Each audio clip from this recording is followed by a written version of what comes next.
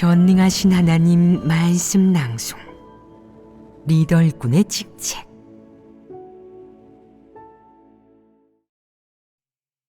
리더 일꾼의 직책 2. 거짓 리더는 실제적인 사역을 하지 않고 본연의 일을 하지 않는다. 어떤 거짓 리더는 구체적인 사역은 아무것도 하지 못하면서 그다지 중요하지 않은 사무적인 일을 하고는 그것이 바로 구체적인 사역을 하는 것이라고, 그것이 바로 자기 직책 범위 내의 일이라고 생각한다. 게다가 매우 진지하게 공을 들여서 그럴듯하게 한다. 예를 들어보자. 교회에 제가 사였던 사람이 한 명 있었는데 어느 날 그가 갑자기 사랑하는 마음이 넘쳐서 기어코 나에게 과자를 구워주겠다며 나에게 알리지도 않고 바로 만들 준비를 했다. 그가 리더에게 만들어도 되냐고 물어보자 리더는 만드세요. 맛있게 만들어지면 하나님께 드리고 맛없으면 우리가 먹죠. 라고 했다. 리더의 위임을 받아 사역의 명분이 생기자 그는 재빨리 모든 재료를 구입해서 구워내고는 이렇게 말했다. 맛이 있을지 하나님께서 만족하실지 하나님 입맛에 맞을지 모르겠네요. 그러자 리더는 이렇게 말했다. 그건 해결하기 쉽습니다. 저희가 시간과 자신의 몸을 좀 희생해서 하나님을 위해 위험을 좀 감수하면 됩니다. 저희가 먼저 맛을 보고 하나님 대신 점검하는 거죠. 만약 정말 맛이 없으면 하나님께서 드시고 얼마나 기분이 안 좋으시겠어요. 저희에게 얼마나 실망하시겠어요. 그러니 리더인 우리가 이걸 점검할 책임과 의무가 있습니다. 이것이 바로 구체적인 사역을 하는 거죠. 그러고 나서 책임감 있는 리더급인 사람들이 모두 맛을 봤다. 맛을 본 후에 다들 평가를 했다. 이번 건은 오븐의 불이 너무 세서 온도가 너무 높았습니다. 먹으니 상초열이 나는 데다가 약간 쓴맛이 납니다. 이건 안 되겠어요. 다시 한번 책임지는 태도로 구워서 맛을 봐야 합니다. 한 번 더 만들어 맛을 본 후 이들은 이렇게 말했다. 이번 건은 그래도 좀 괜찮습니다. 크림 맛과 계란 향이 느껴지고 참깨도 있어요. 역시 제과사답네요. 이렇게나 많이 구워서 하나님 혼자 다 못 드시니까 작은 통에 10개나 20개쯤 담아서 하나님께 드려 맛보시게 하죠. 만약 하나님께서 맛있다 하신다면 다음에 더 많이 구웁시다. 그들은 나에게 한 통을 가져다 주었고 나는 2개를 먹어봤다. 그러고는 이런 과자는 맛이나 좀 보면 되고 밥 대신 먹을 수는 없겠다고 생각해 더 이상 먹지 않았다. 어떤 사람은 또 이것은 한 집안 사람들이 직접 만든 거라 사랑하는 마음, 충성심, 경외심이 가득 담겼기에 비록 맛은 그저 그럴 수 있지만 의미가 대단하다고 생각했다. 나중에 나는 그 통을 그들에게 돌려줬다. 나는 그런 것에 관심이 없고 그런 걸 먹고 싶지도 않다. 게다가 만약 내가 과자가 먹고 싶다면 시장에서 각국의 다양한 맛의 과자를 살 수 있고 돈도 얼마 안 든다. 나중에 나는 그들에게 이렇게 말했다. 너희의 마음은 잘 받았지만 다음에는 하지 마라. 난 안 먹는다. 먹고 싶으면 내가 직접 사겠다. 만약 필요하면 만들라고 할 테니 그때 만들어라. 너에게 알리지 않으면 더 이상 만들 필요 없다. 매우 분명하게 말하지 않았느냐. 만약 고분고분 말을 잘 듣는 사람이라면 이 말을 기억하고는 더 이상 만들지 않을 것이다. 하나님이 말씀한 것은 그렇다면 그런 거고 아니라면 아닌 것이니 만들지 말라면 만들지 말라는 것이다. 하지만 얼마 후 그들은 또 과자를 2통 보내왔다. 내가 만들지 말라고 하지 않았느냐 라고 하자 그들은 이번 것은 지난번 것과 다릅니다 라고 했다. 내가 달라도 과자인 건 마찬가지지. 과자라면 만들 필요 없다. 말로만 사양하는 게 아니다. 먹고 싶었으면 너희에게 말했겠지. 너는 어째서 사람 말을 못 알아듣는 것이냐. 다시는 만들지 마라. 라고 했는데 이 말을 알아들을 수 있겠느냐. 그런데 어째서 만드는 사람은 도무지 이 말을 기억하지 못하는 것이냐. 만약 리더가 이 일을 제대로 점검했다면 그렇게 적극적으로 그가 이 일을 하도록 협조하거나 격려하지 않았다면 제때 그를 제지할 수 있었다면 과자를 만드는 사람이 또 섣불리 만들 수 있었겠느냐. 최소한 이렇게 대놓고 만들지는 않았을 것이다. 그렇다면 이런 리더들은 중간에서 어떤 역할을 하였느냐? 큰 일이든 작은 일이든 모든 일에 다 참견하고 책임지며 나 대신 점검하려 했다. 사랑하는 마음이 이루 말할 수 없을 정도로 컸다. 이 일이 그가 마땅히 해야 하는 사역이겠느냐? 하나님 집의 사역 원칙에는 이런 것들에 대한 지시가 없으며 나도 그들에게 이 일을 맡기지 않았다. 이 일은 사람에 의해 시작된 것이지 내가 요구한 게 아니다. 그렇다면 이 리더들이 어째서 이렇게 적극적으로 이 일을 할 수 있었겠느냐? 이것이 바로 거짓 리더의 모습인 본연의 일을 하지 않는 것이다.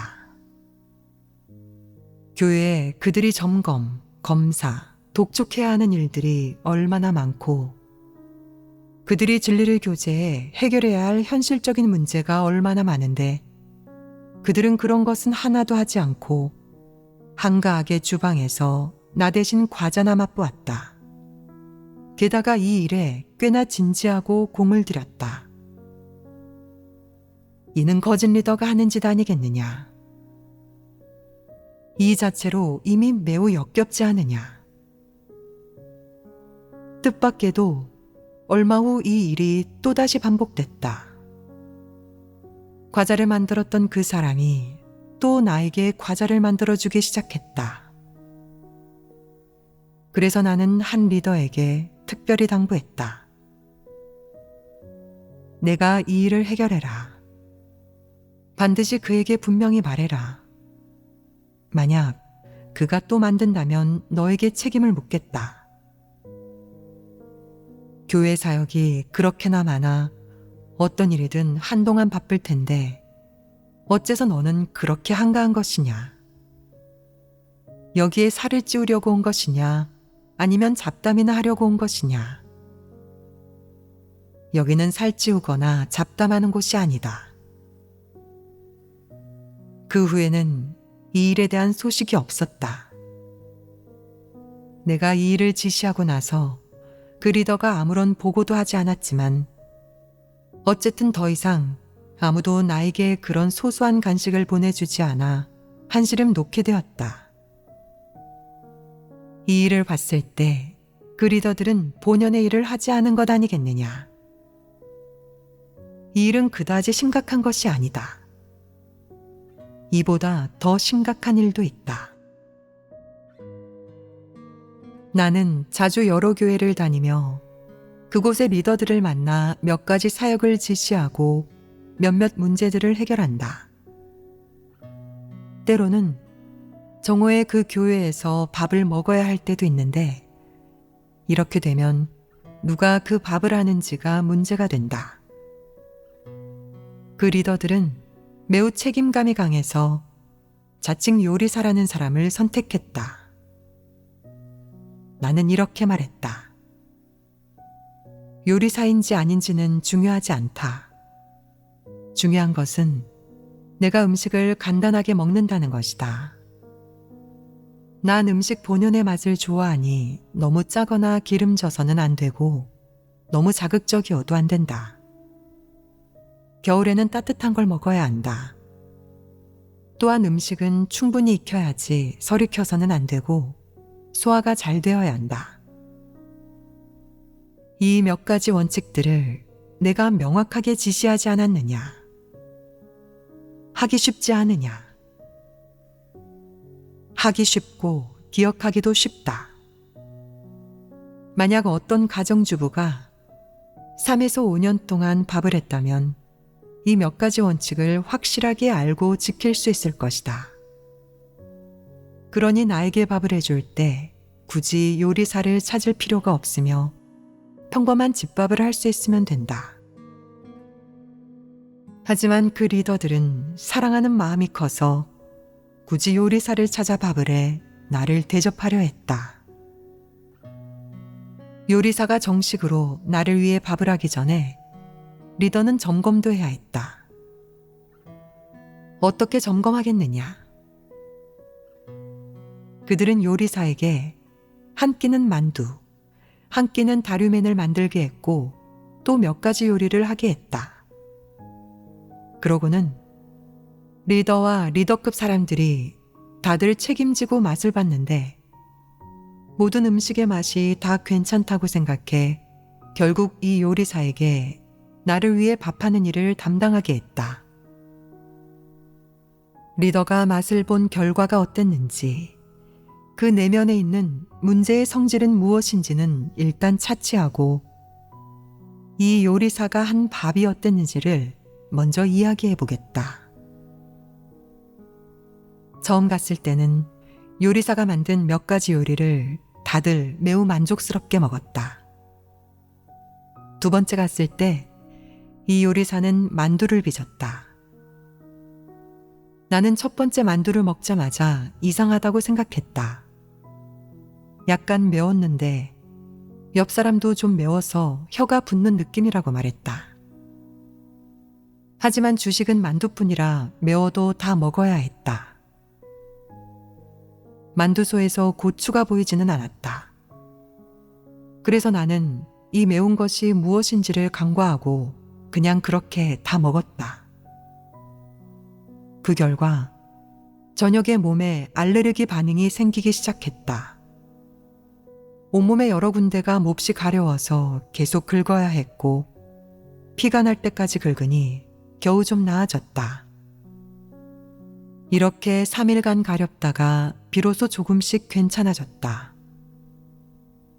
이렇게 알레르기를 겪고 나서 나는 만두소에 분명 후추를 넣었다는 것을 깨달았다. 그렇지 않으면 그렇게 매울 리가 없었을 것이다. 그들에게 내가 못 먹으니까 후추와 같은 매운 재료를 넣지 말라고 말했지만 그들은 자신들의 입맛을 만족시키기 위해 잔뜩 넣어버렸고 이미 정상적인 보통량을 훌쩍 뛰어넘어서 먹을 때 고추 느낌이 들 정도였다. 요리사가 밥을 하면서 이런 비율조차 제대로 조절하지 못하고 사람이 먹고 알레르기를 일으킬 정도로 후추를 넣은 것이다. 나중에 나는 그에게 이렇게 말했다.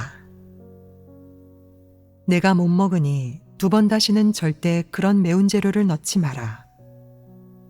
너에게 정말 인성이 조금이라도 있다면 그렇게 하지 마라.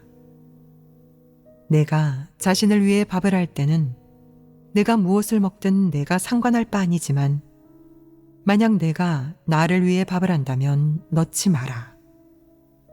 내 요구 기준대로 해야 한다. 그가 이렇게 할 수 있겠느냐? 그렇다면 리더가 이 일을 해야 하는 것 아니겠느냐? 안타깝게도 아무도 신경 쓰지 않았고 당연히 해야 할 일도 전혀 하지 않았다. 한 번은 또 밥을 하게 되었는데 이 요리사가 또 후추를 들고 넣으려 하자 옆 사람이 이를 보고 제지해서 엄격한 감시 덕에 넣지 못했다. 리더가 이렇게 깨알같이 작은 문제조차 해결하지 못하는데 무엇을 할 수 있겠느냐? 그들은 요리사가 밥을 할 때는 매우 적극적으로 맛을 보았으며 여러 사람들이 다들 맛을 봤다. 다 집밥인데 무슨 맛볼 만한 가치가 있단 말이냐? 내가 전문적인 미식가라도 되느냐? 내가 리더가 되었다고 해서 뭐든지 다 알기라도 한다는 것이냐? 내가 건강의 원칙을 아느냐? 하나님 집에서 너에게 이 일을 하라고 안 배하였느냐? 내가 언제 너에게 나 대신 음식을 맛보라고 당부하거나 부탁한 적이 있느냐? 너무나 이성이 없고 염치라고는 전혀 없다. 염치가 조금이라도 있다면 이렇게 노골적이고 역겹고 이성이 없는 짓은 하지 않을 것이다. 이는 그 몇몇 사람들이 염치가 전혀 없음을 말해준다. 나 대신 음식을 맛보기까지 했으니 말이다. 내가 너에게 알려준 그 몇 가지 원칙을 너는 하나도 준수하지 않았으며 하나도 해내지 못했다. 그런데도 어떤 음식이 맛있거나 너희의 입맛에 맞으면 요리사에게 그 음식을 하게 하다니 그것이 나를 위해 밥을 한 것이겠느냐? 너희 자신을 위해 밥을 한 것 아니겠느냐? 너는 이런 식으로 리더를 하는 것이냐? 모든 기회를 잡아 실속을 차리고 빈틈을 파고들 뿐만 아니라 나의 환심을 사려 하는데 내가 나의 환심을 사려거든 나를 공경에 빠뜨리지나 마라. 이는 부도덕한 것 아니겠느냐? 마음이 삐뚤어진 것 아니겠느냐? 모렴치하고 마음이 삐뚤어졌으면서도 자신이 충성심이 가득하다고 생각한다. 그들이 한 이 몇 가지 일 중에 리더가 정말로 해야 하는 일이 한 가지라도 있느냐? 무엇을 하든 기준이 없고 자신조차 무엇을 먹어야 건강하고 무엇을 먹으면 건강하지 않은 줄도 모르면서 내 앞에서 건강 전문가나 미식가 행세를 하려 한다. 나를 위해 밥을 할 때는 반드시 내가 점검해야 한다고 누가 정했느냐? 교회에 이런 규정이 있느냐? 하나님 집에서 이런 지침을 하달하였느냐? 교회의 각종 사역에 아무리 많은 허점이 생기고 아무리 많은 사람이 하나님을 오해하고 진리를 전혀 깨닫지 못해도 이를 해결하지 않으면서 그저 주방이라는 작은 공간에만 공을 들이고 책임을 다한다. 이것이 바로 명실상부한 거짓 리더이고 외식하는 것이다. 내 앞에서 점검하다니 내가 뭘 아느냐? 내가 나에게 물어봤느냐? 내가 말한 것이 도대체 너의 뜻이냐 아니면 나의 뜻이냐? 만약 나의 뜻을 전달하라고 한 것이라면 내가 한 것이 맞다. 이는 너의 책임이다. 하지만 나의 뜻이 아니고 너의 뜻인데 내가 억지로 사람들에게 따르고 받아들이게 했다면 이는 어떤 성질이겠느냐? 너희가 말해보아라. 내가 이 일을 역겨워하지 않겠느냐? 내가 바로 앞에 있는데 그는 내가 무엇을 먹고 요구하는지 나에게 한마디도 묻지 않고 자기 마음대로 결정하고 뒤에서 이래라 저래라 지시했다. 나를 대표하려는 것이냐? 이것이 바로 거짓 리더가 제멋대로 못된 짓을 하는 것이며 영적인 척하고 하나님의 부담을 헤아리는 척하고 진리를 깨달은 척하며 외식하는 짓만 하는 것이다. 이 일이 충분히 지나치지 않으냐? 이미 매우 역겹고 혐오스럽지 않으냐? 너희는 식견이 넓어지지 않았느냐? 여기에서 공과를 좀 배우지 않았느냐? 이런 일들은 하나같이 다 역겹지만 이보다 더 역겨운 것도 있다. 올해 겨울 마음씨 좋은 사람이 나에게 예쁜 거위털 외투를 사주었다. 예쁜 이유는 그 옷의 색깔이나 디자인 때문이 아니라 가격이 매우 비싸고 고급스러운 좋은 옷이었기 때문이다. 이방인의 말 중에 천리 밖에서 거위털을 보내왔으니 선물은 보잘것없으나 그 정성이 갸륵하다 라는 말이 있는데 그 옷은 정성이 깃들어 있을 뿐만 아니라 확실히 매우 비쌌다.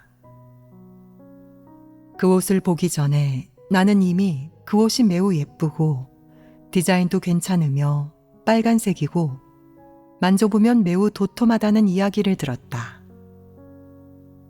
내가 이야기를 들었다는 것은 바로 어떤 사람들이 실물을 봤다는 것이다. 즉, 이 옷을 많은 사람이 이미 보았고 얼추 대보았고 자세히 살펴봤다는 것이다. 이 브랜드 저도 알아요. 이 색 괜찮네요. 아주 예뻐요. 다 보고 나면 저에게도 보여주세요. 이런 식으로 소문이 퍼진 것이다. 얼마나 많은 시간 동안 소문이 돌다가 내 귀에 들어왔는지 알 수 없지만 나는 그제야 겨우 이 정도의 정보를 알게 된 것이다. 너희가 들어보아라. 여기에 무슨 문제가 있겠느냐? 내가 아직 그 옷을 보지도 못했는데 이미 많은 사람이 내 물건을 돌아가며 이리저리 살펴보고 관람했다는 것이다. 이것이 문제 아니겠느냐? 내 물건이 아무나 멋대로 보고 만지고 관람할 수 있는 것이겠느냐? 아닙니다. 누구의 물건을 아무나 멋대로 만지고 보게 할 수 있겠느냐? 아무도 원하지 않고 그래서는 안 됩니다. 그렇다면 나의 물건은 더 안 되는 것 아니겠느냐? 어떤 사람은 이렇게 말한다. 왜 안 됩니까? 당신은 공인입니다. 보세요. 사회에서는 유명인과 연예인의 사생활도 전부 노출되지 않습니까?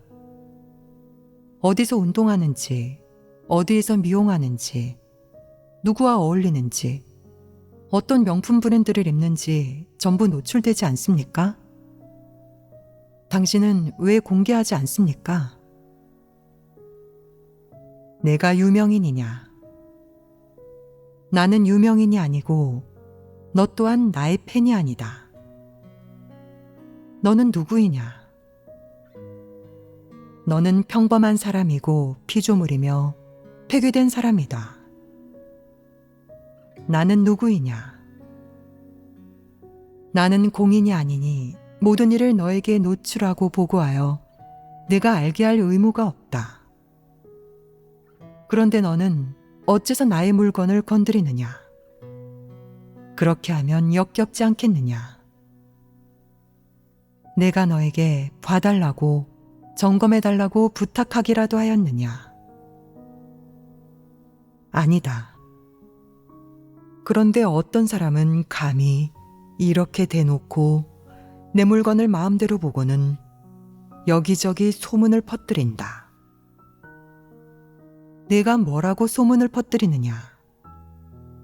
너에게 그런 의무가 있느냐? 만약 내가 하나님을 믿는 사람이 아니라면 너와 나는 서로에게 낯선 사람일 뿐이다. 그런데 내가 하나님을 믿어서 네가 누구인지를 내가 아는 것이지 너의 가정 상황, 생활 형편, 경제 상황이 어떤지 나는 알지 못하고 알고 싶지도 않다. 우리가 친한 사이이냐? 나는 너의 단짝 친구도 아니고 절친도 아니며 전우도 아니다. 우리는 아직 무슨 물건이든 보여주어야 할 정도로 친하지 않다. 너라면 너의 물건을 다 나에게 보여주고 모두가 구경하고 만지도록 전시하겠느냐? 시장에 가서 아무거나 사서 집에 가져와도 몇 번이나 씻고 소독해야 한다. 다른 사람이 함부로 만진 물건이라면 역겹지 않겠느냐? 너무 격이 없이 대하는 것 아니겠느냐? 남의 옷을 점검하라고 누가 너에게 부탁하기라도 하였느냐? 상대가 너를 믿느냐? 함부로 남의 옷을 만지다니 손은 깨끗이 씻었느냐? 상대가 너를 역겨워하지 않겠느냐? 너는 마음속으로 알고 있느냐? 어찌 이렇게 부끄러움을 모르느냐? 너무 이성이 없다. 너는 몇 년 동안 하나님을 믿고 그렇게 많은 설교를 들었으면서도 어째서 이성이라고는 전혀 없는 것이냐? 함부로 하나님의 재물을 열고 함부로 남의 옷과 물건을 만지다니 이는 무슨 문제이겠느냐? 그 물건들의 포장이 다 벗겨져 버려져 있는 것을 보고 내 마음속에서 화가 나지 않을 수 있겠느냐? 나는 이런 일이 역겹고 이런 사람들을 혐오한다. 더 이상 이런 사람들을 만나고 싶지 않으며 이러한 개 되지만도 못한 사람과는 더더욱 함께 지내고 싶지 않다. 기억해라. 사람은 누구나 존엄성이 있으며 나는 더더욱 존엄성이 있다. 내게 속한 물건을 건드리지 마라. 그렇지 않으면 내가 너를 혐오하고 몹시 미워할 것이다. 겉으로 보기에 거짓 리더는 별다른 큰 악행을 저지르지도 않고 또 대단히 교활하고 악랄한 사람도 아니다. 하지만 사람들이 거짓 리더를 가장 증오하는 부분은 바로 눈앞에 실제적인 사역이 있는 것을 보면서도 하지 않고 자신이 문제를 해결할 수 없다는 것을 분명히 알면서도 진리를 구하지 않으며 악인이 교란하는 것을 보면서도 처리하지 않고 겉면에 사무적인 일들만 한다는 점이다. 그들은 몇몇 지엽적이고 소소한 일들은 예의주시하고 엄격하게 관리하지만 하나님 선민의 생명 진입과 관련된 일은 아무것도 하지 않고 진리 원칙을 위배하는 각종 일들도 전혀 상관하지 않으며 진리와 관련이 없는 일들만 한다. 이것이 바로 전형적인 거짓 리더이다. 거짓 리더는 교회의 각종 사역과 관련된 진리 원칙에 대해 전혀 알지 못한다. 리더 일꾼의 원칙과 기준에 따라 가늠해 본다면 거짓 리더는 대단한 멍청이고 바보이다. 교회 사역에 아무리 심각한 문제가 발생해도 설령 그들 눈앞에서 발생한다고 해도 그들은 이를 보지 못하고 해결하지도 못해 결국은 상부에서 직접 해결해야 한다. 이런 사람들이 거짓 리더 아니겠느냐? 분명 거짓 리더이다.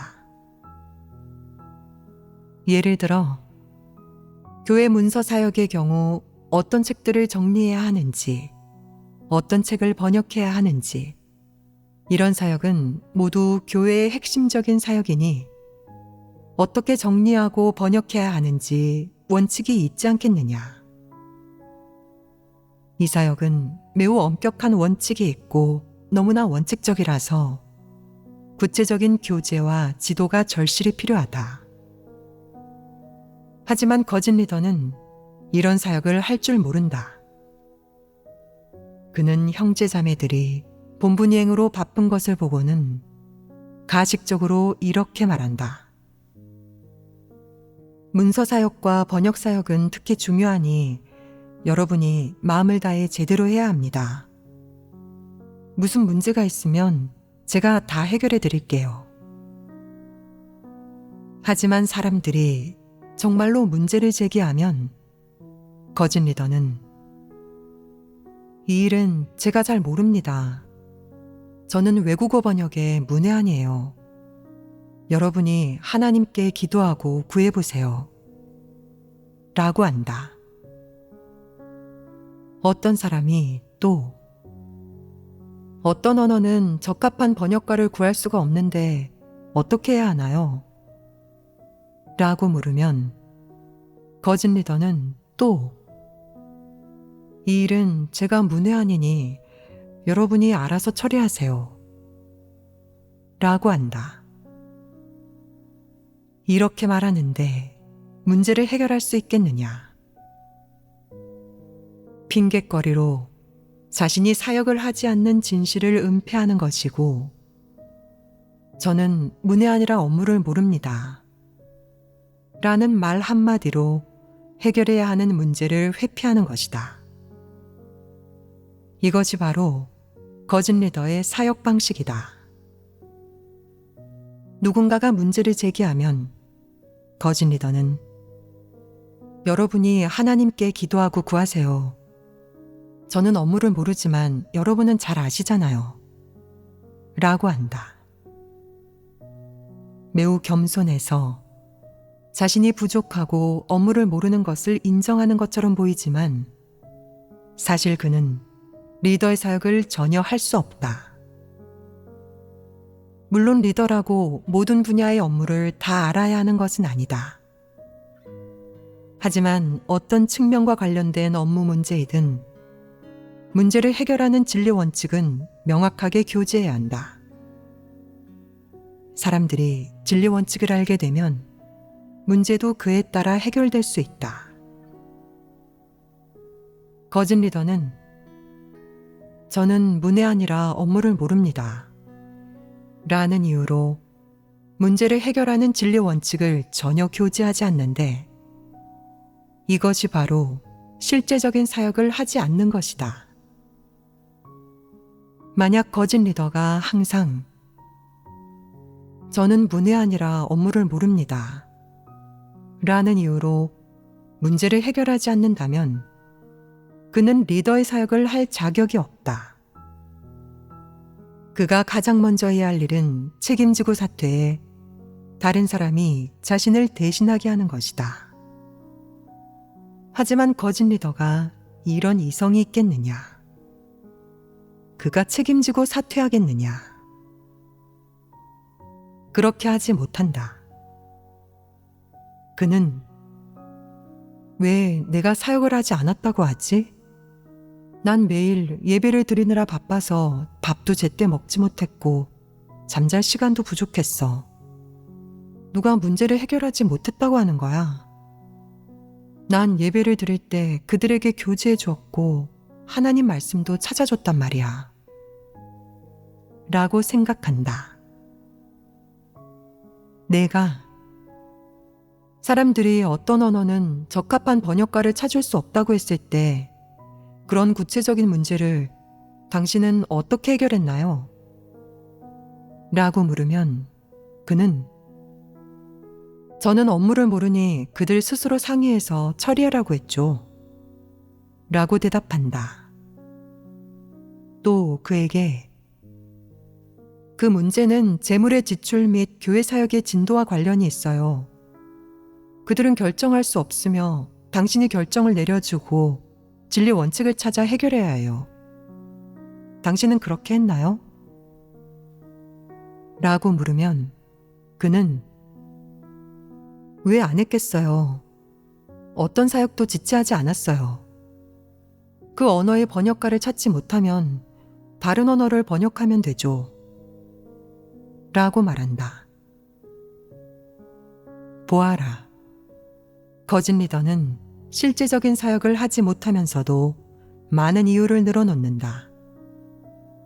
정말 구역질이 날 정도로 뻔뻔하다.